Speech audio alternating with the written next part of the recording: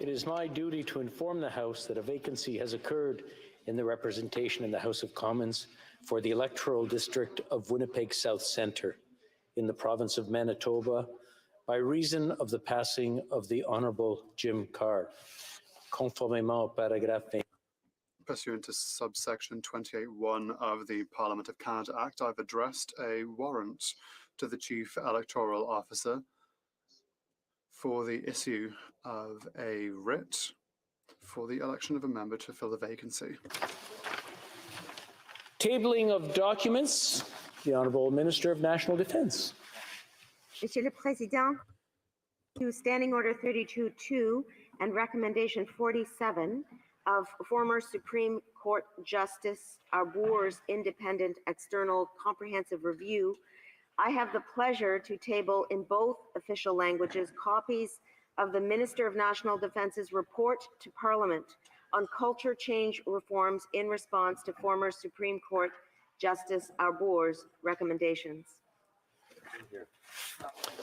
Dépôt de documents. L'honorable président. The Honourable President of the Treasury Board. Thank you, Mr. Speaker. I'm very pleased to table in both official languages the government's report on the Access to Information Review report. Thank you, Mr. Speaker. Tabling of documents, the Honourable Parliamentary Secretary, the Minister of National Revenue. Mr. Speaker, pursuant to Standing Order 32-2, I have the honour to table in both official languages the 2021-2022 Office of the Taxpayers Ombudsman's Annual Report entitled Service Matters, Numbers Speak Volumes. Thank you.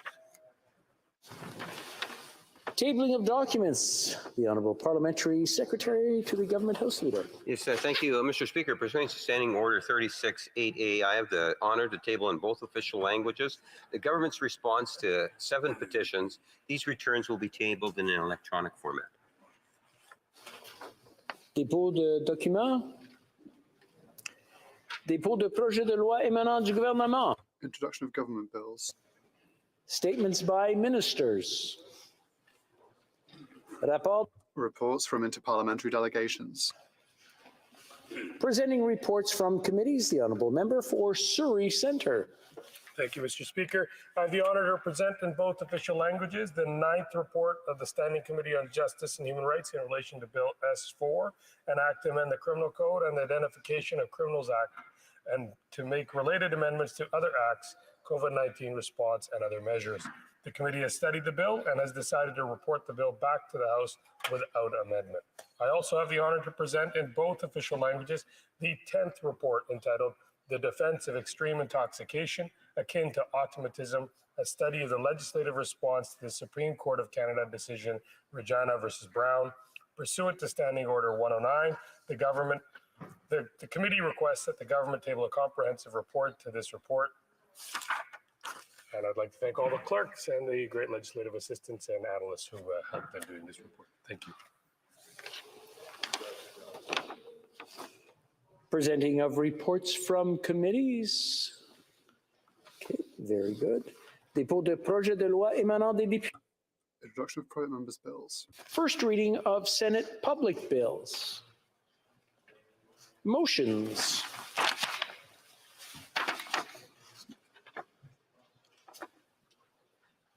Let me just check 1 second. I want to make sure we get this. Hold on. Do I reckon?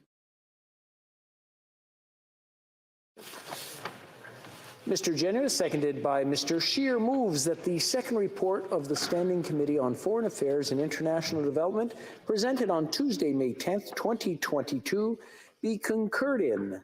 Debate. The Honourable Member for Sherwood Park, Fort Saskatchewan. Well, thank you, Mr. Speaker. It's always an honour to be able to rise and speak in the Canadian House of Commons on behalf of my constituents and also as a free Canadian, speaking of my own convictions. Debate in this House expresses the freedom we have and the blessing that we enjoy of being in a self-governing democratic nation. I think today especially of the words of former Prime Minister Diefenbaker, who said, "I am a Canadian, a free Canadian, free to speak without fear, free to worship God in my own way, free to stand for what I think right, free to oppose what I believe wrong, free to choose those who govern my country. This heritage of freedom I pledge to uphold for myself and all mankind." Many Canadians have fought and died for these freedoms, but many of us have also received these freedoms, having never had to actually risk life and limb to defend them. And for that, we are deeply grateful. I believe that we, as the inheritors of Canadian traditions of freedom, democracy, human rights, the rule of law, and the self-determination of peoples, that we have a responsibility to also promote the expansion of these traditions throughout the world, recognizing and reflecting the universal aspirations of all peoples to be able to live freely, to choose their own leaders, and to have their inherent dignity recognized. Canada's traditions protect and preserve freedom, but those traditions reflect universal human aspirations. How can we who have been so blessed fail to use our power now to spread these same blessings to our suffering brothers and sisters around the world? So it is in that spirit that I have put forward this motion, first in committees and now in the House of Commons, in hopes of advancing freedom and justice for the people of Tibet. I presented the same motion in the last Parliament. In both cases, it was adopted and referred to this House. And now with this concurrence debate, whereby the House considers formally expressing its agreement with this motion, we now finally have an opportunity for the Canadian House of Commons to decisively pronounce itself on Tibet's status and to make a clear call regarding Tibet's future.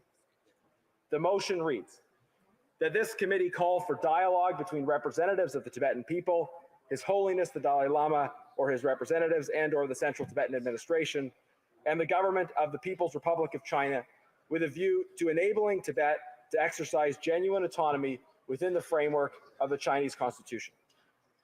Mr. Speaker, this simple motion recognizes simple realities.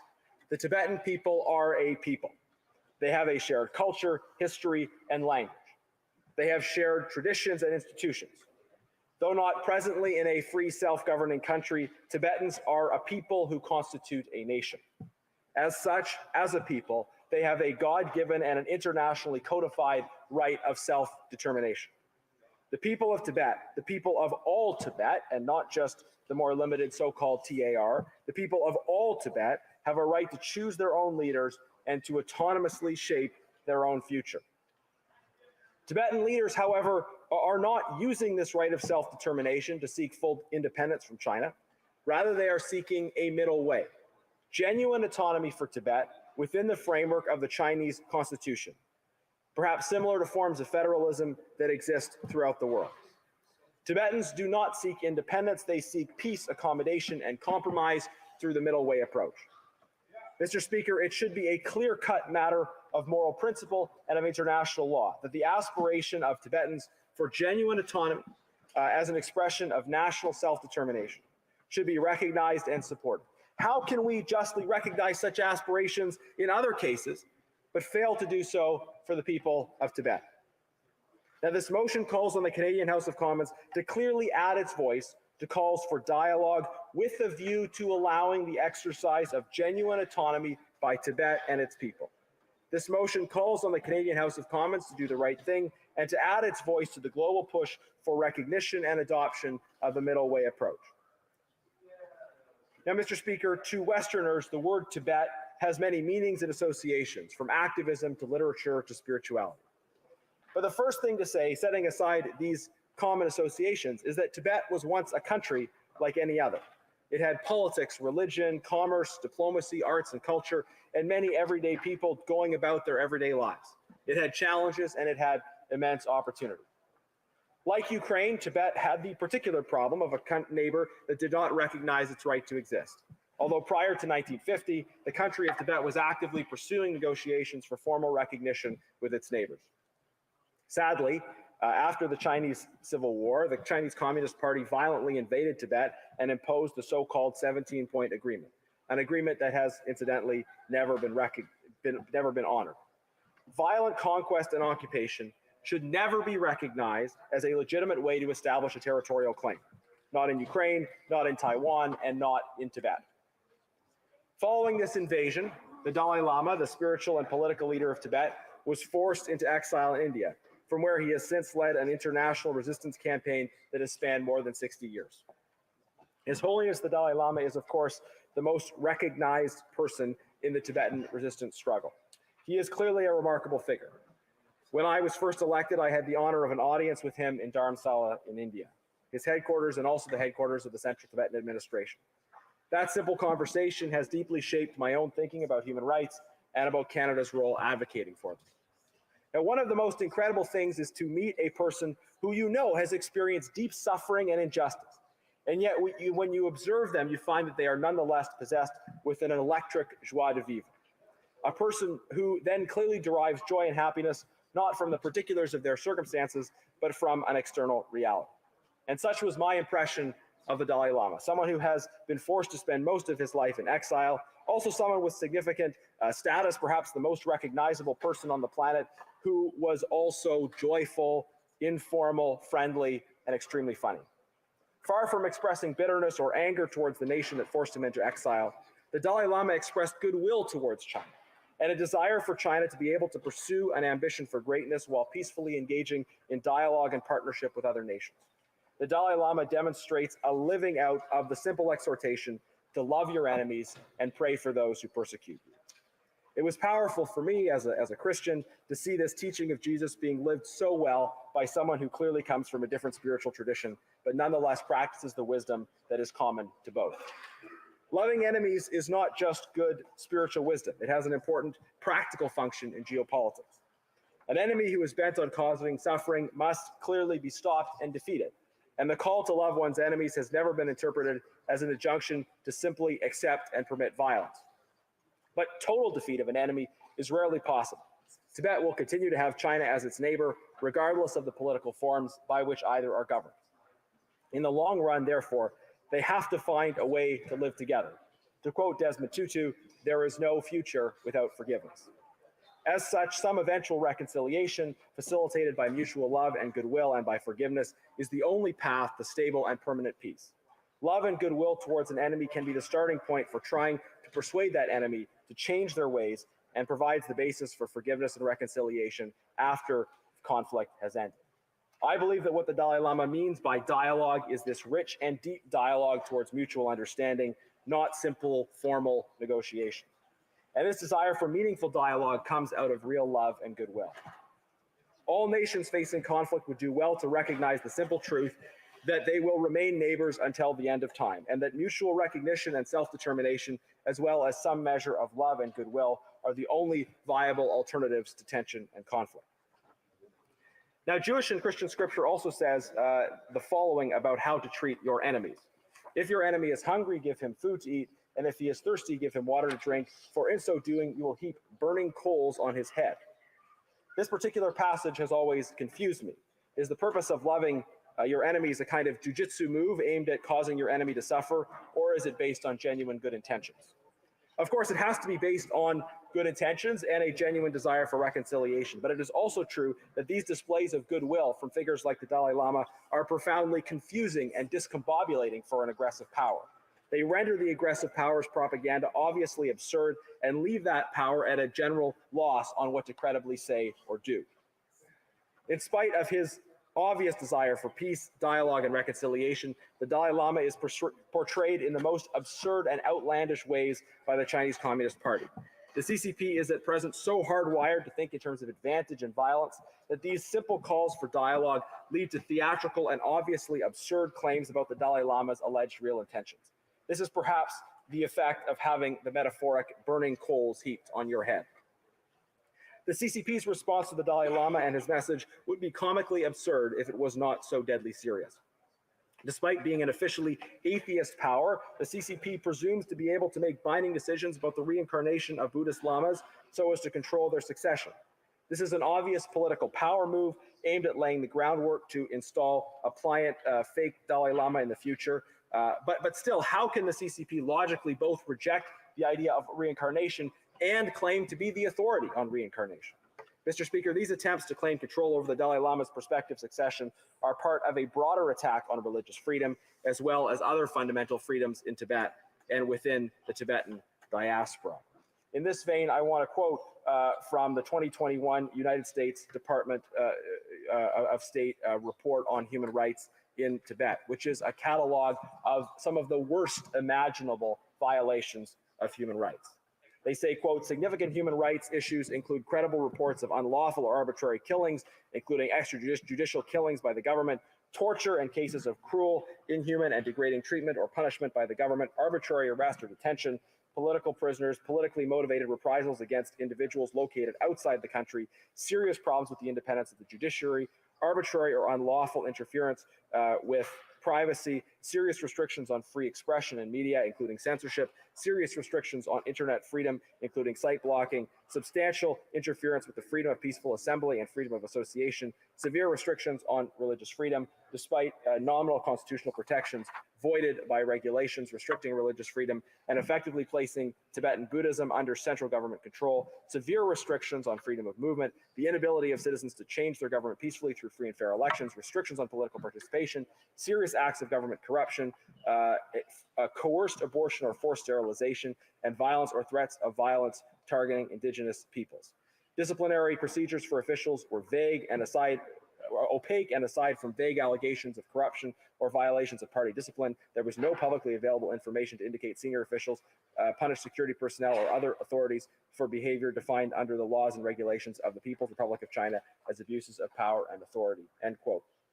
Madam Speaker, on these abuses, I want to highlight the ongoing disappearance of the 11th Panchit Lama, the second most significant figure in Tibetan Buddhism. Neither he nor his parents have been heard from, have been seen, have been contacted by anyone. And this disappearance began in 1995 when he was 6 years old.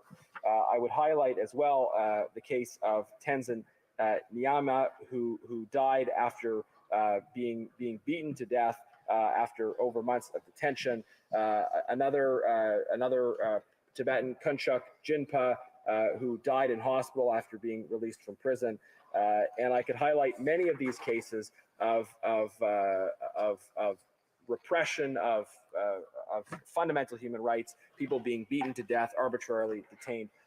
In a way, it would be simpler and shorter to outline the human rights violations that were not being committed in Tibet, because it seems that virtually every imaginable case of human rights violation is cataloged by those that track these human rights abuses, Mr. Speaker. But nonetheless, in spite of them, the message of hope from the Dalai Lama and from others is compelling. As the movement for change, for dialogue, the Tibetan resistance continues. Tibetan resistance builds on the message and the wisdom of His Holiness the Dalai Lama, and it goes further.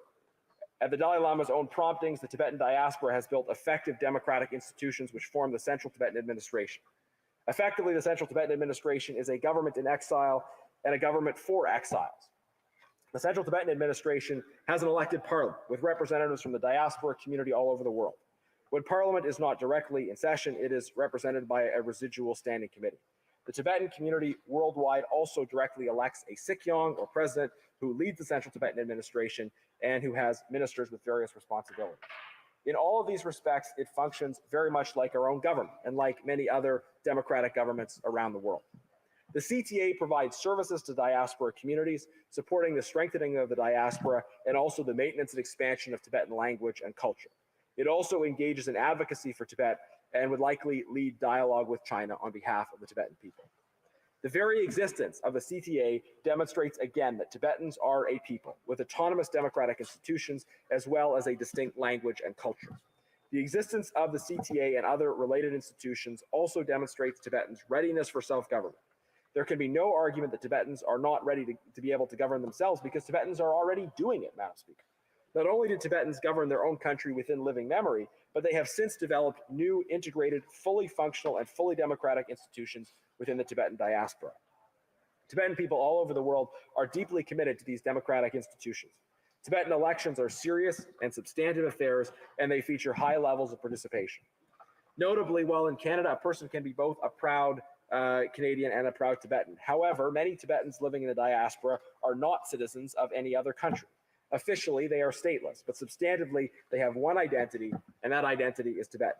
They participate in the democratic life of Tibet in exile because Tibet is their home, Tibet is their identity, and by participating, they are building up the democratic life of Tibet. I salute all Tibetans, young and old, who participate in Tibetan democracy. Your participation gives you control of key aspects of your own lives, but it also helps to build up the infrastructure that will one day be able to turn home. Mr. Speaker, many people think of resistance as a kind of destructive act. Too many modern resistance movements think in terms of destruction, destroying art, destroying houses of worship, destroying historical memory. And clearly, in the most extreme case of war, there is going to be collateral damage. But if your resistance movement aims at the destruction of anything good, true, or beautiful, then your movement has clearly taken a dangerous wrong turn. A resistance movement that seeks a better world should seek to create the good, true, and beautiful. It should not seek to destroy things to make a point. Tibetan resistance provides that alternative model. The Tibetans model constructive resistance, resistance that involves building and creating beautiful things for their own sake, but also recognizing that creation reinforces Tibetans' identity as a people and their readiness to return home. The Dalai Lama expounds a spiritual doctrine seeking love, understanding, and reconciliation. Tibetan people have built effective democratic institutions that demonstrate their readiness to assume the leadership of their own territory. The cultural work of creation and celebration continues strongly as Tibetan culture has been shared with an appreciative world. And the Dalai Lama, the CTA, and the Tibetan people together have put forward a clear and reasonable path towards justice. Dialogue between China and Tibet with a view to recognizing the inherent right of the Tibetan people to determine self-determination while keeping Tibet within the overall framework of the Chinese constitution. This model of creative and constructive resistance provides an example to others around the world facing injustice or seeking to advance an important cause. Although I do not personally believe that nonviolent resistance is obligatory in every case, I believe that even violent resistance should maintain a basic desire to minimize damage, to find understanding, and to build up alternative frameworks and institutions that make peace and justice practically viable. People facing authoritarian oppression anywhere should seek to build unified democratic institutions in exile and propose constructive and realistic ways forward.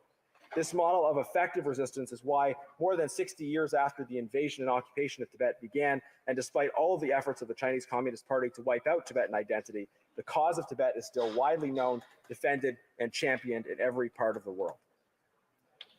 So as friends and allies of Tibet, we will not rest until the middle way approach is achieved. We will not rest until dialogue between China and Tibet has resumed and has concluded with the establishment of genuine autonomy for Tibet that gives Tibetans freedom, democracy, human rights, the rule of law, and self-determination.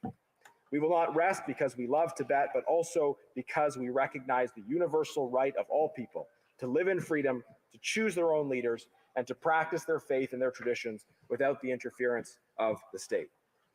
We work for the day, to paraphrase Diefenbaker, when Tibetans inside of Tibet will be free, free to speak without fear, free to worship God in their own way, free to stand for what they think right, free to oppose what they believe wrong, free to choose those who govern them. This heritage of freedom I pledge to uphold for myself and all mankind. Thank you. Questions and comments? Questions et commentaires? The Honourable Parliamentary Secretary of the Government House Leader. Yes, thank you, Madam Speaker. Appreciate the opportunity to share a few thoughts and ask a question of the member.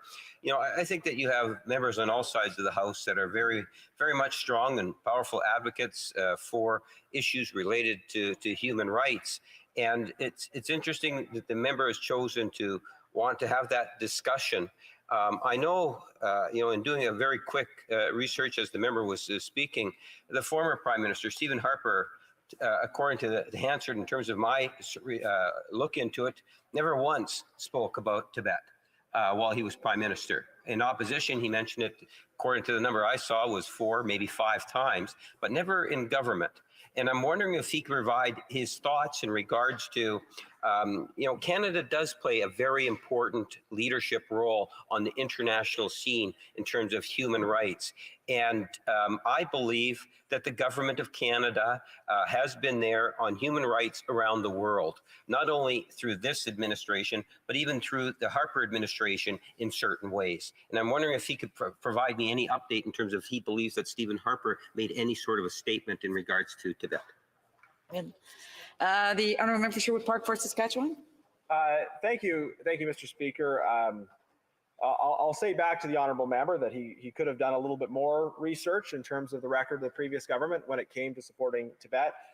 Many important steps were taken in terms of engagement with and support for Tibet. One of them I'll mention was the Prime Minister hosting and meeting with the Dalai Lama. And I would just say, in a constructive spirit, if the Prime Minister of Canada would be prepared to take that step, the current Prime Minister of Canada, I think that would certainly send a positive message. I think the government of Canada should be clear and vocal in its support for the middle way. And I'm hopeful that this motion that we've put forward on a number of occasions will pass now, and the House will clearly pronounce itself. These are important steps forward. There are many other steps the government needs to take. I would suggest applying a Magnitsky sanctions to officials that are involved in the violation of human rights in Tibet, supporting Bill C-281, the International Human Rights Act, and I could go on when the time allows. Questions et commentaires, questions and comments? The honourable member, Peace River Westlock. Well, thank you, Madam Speaker, and I want to thank my honourable colleague for his great speech on this particular topic. I'm just wondering if the member could outline a little bit around, we see some hesitancy on the part of the government to condemn the actions of the Chinese government or the Communist Party of China. I'm just wondering if the member could comment about this perceived hesitancy on the part of the Canadian government. Thank you.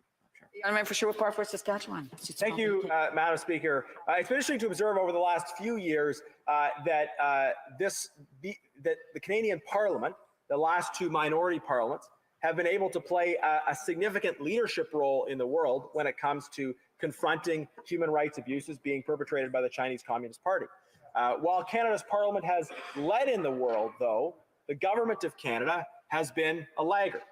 Canada's Parliament was the first to recognize the Uyghur genocide.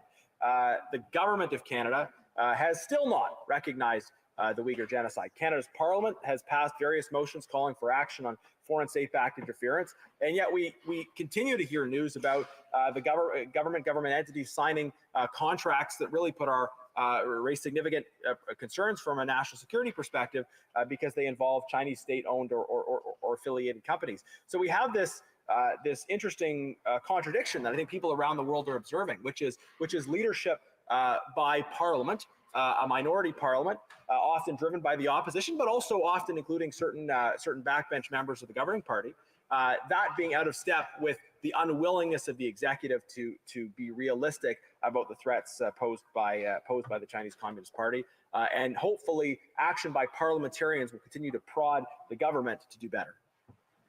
Comments, questions et commentaires.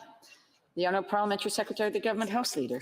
Yes, thank you, Madam Speaker. And the member made reference, the one reference with saying that Stephen Harper actually met with or had conversations with the Dalai Lama. I think, if I think of the Dalai Lama, there has been communications between the current Prime Minister and the Dalai Lama. In fact, I think the Dalai Lama at one point has recognized Pierre Elliott Trudeau and commented in regards to the refugees that have come from Tibet. And recognizing, as I say, going back to my original question, is that Canada can play a leadership role. And there are many members of the House on both sides that understand the human rights violations and are strong advocates for that.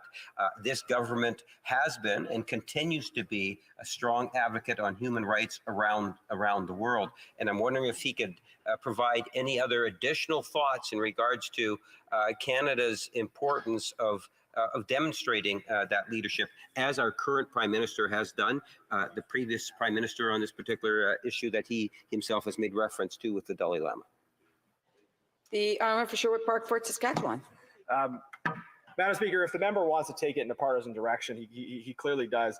I will just say the Prime Minister, this Prime Minister who clearly loves photo ops, this would be a case where actually a meeting and a photo would be quite meaningful, and I would encourage the Prime Minister to take that opportunity, which is one that, as far as I know, he has not taken at any point during his premiership. But there are other steps the Prime Minister should take. He should endorse the middle way approach. He should vote in favor of this motion. The government should bring forward legislation on reciprocal access to Tibet, modeled after bipartisan initiatives along these lines in the United States. The government should take action on forced labor to protect victims of forced labor that we're seeing targeting Uyghurs. But I believe there's also forced labor that happens in Tibet. The government should make clear statements statements with respect to religious freedom in Tibet. It should adopt a similar framework to that contemplated by a new bill proposed in the United States that affirms Tibet's history, Tibetans' identity as a distinct people. The government should take real action on forced labor, again modeled after the bipartisan Uyghur Forced Labor Prevention Act in the United States. The government should adopt Bill C-281, the International Human Rights Act. They should use the Magnitsky Act to target officials that are involved in gross human rights violations in Tibet. There are many concrete actions that the government of Canada can and should take, and I have no doubt that regardless of them, we'll hear members like this one stand up and say, "Oh, the government's great. The government's great." I guess that's his job, but constructively, there are specific actions that the government could be taking around Magnitsky sanctions, around reciprocal access, around religious freedom that the government has not taken. The government should take as soon as possible. Questions and comments? Questions et commentaires? L'honorable député de Longueuil. The honourable member for Longueuil-Saint-Hubert. Thank you, Madam Speaker. Last spring, when he came to Ottawa, I met Mr. Grandi, the UN High Commissioner for Refugees. At the time, I was on the Foreign Affairs Committee, and I was able to speak with him along with other members. We're talking about human rights, and Mr. Grandi agreed with me about the fact that the war in Ukraine is placing the focus on that war, whereas there are actually many crises in the world. In Ethiopia, Haiti, Yemen, now we're talking about Tibet, and of course the Uyghur genocide. So he felt that it was a problem that we in the West too often, when our interests are at stake, we invoke human rights to intervene in crises when there are actually so many other crises in the world. Could my colleague talk to us about that? The fact that too often in the West, we react only when our interests are at stake and say it's about human rights, but it isn't really. One has a minute and a half to respond. Thank you, Madam Speaker. So very quickly, the member's point that sometimes we maybe focus on certain human rights issues and not others for a variety of reasons that may not be pure motivated, I think is an important point to reflect on. Sometimes we are reluctant, in particular, have been reluctant to criticize violations of human rights by the Chinese Communist Party because clearly the Chinese Communist Party is very powerful relative to other smaller entities that may abuse human rights. That doesn't necessarily take away the human rights obligation we have.